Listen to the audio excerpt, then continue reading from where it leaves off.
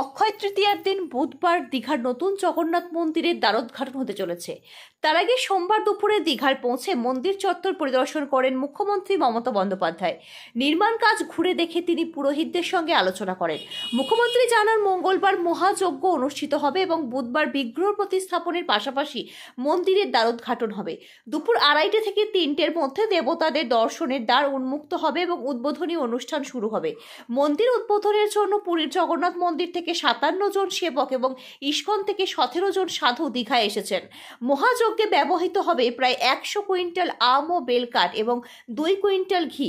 মুখ্যমন্ত্রী উল্লেখ করেন, এই সমুদ্র তটে একসময় শ্রী চৈতন্যদেব জগন্নাথ প্রেমে আত্মবিলীন হয়েছিলেন। সেই ইতিহাসের পটভূমিকায় সমুদ্রের তীরে জগন্নাথ মন্দির নির্মিত হয়েছে। তিনি আশা প্রকাশ করেন, এই আধ্যাত্মিক পরিবেশ বহু ভক্ত পর্যটককে আকৃষ্ট করবে, মিশে যাবে ভক্তি ও পর্যটনের সমন্বয়ে।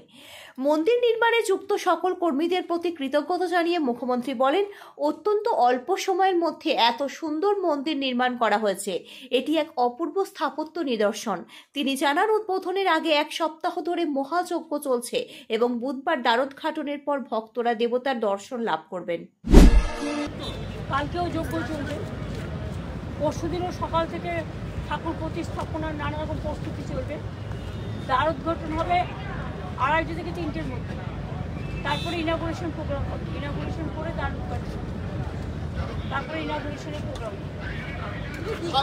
তারপরে এত দ্রুত হয়ে গেল, তার মধ্যে ইয়াস আমফান ঘটলো, তার মধ্যেও দীঘায় এই যে দ্রুত হলো, এই সেদিন বললেন হয়ে গেল, আবেগটা কতটা স্পর্শ করছে আপনাকে? না, এটা সমুদ্র তট এবং সমুদ্রের মধ্যেই তো আমাদের বাংলার সবচেয়ে বড় শান্তির প্রতীক নামধাম, যেটা শান্তি চৈতন্যদেব কত বছর আগে তিনি এই মন্ত্র নিয়ে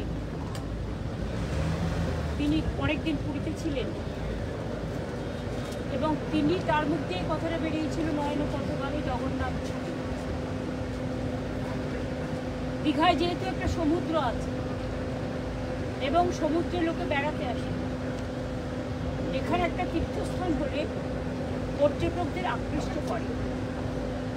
আর আমি মনে করি যে দীঘা সৈকত সরণিতে যে জগন্নাথ ধাম তৈরি হয়েছে, এটা হাজার হাজার বছর ধরে বাংলার স্থাপত্য, বাংলার যে নতুন প্রজন্মের জন্য, পুরনো প্রজন্মের জন্য বা এখনও যারা আছেন সবার জন্য নতুন একটা কৃষ্টি, একটা সংস্কৃতি, একটা সম্প্রীতি, একটা মিলিত হওয়ার,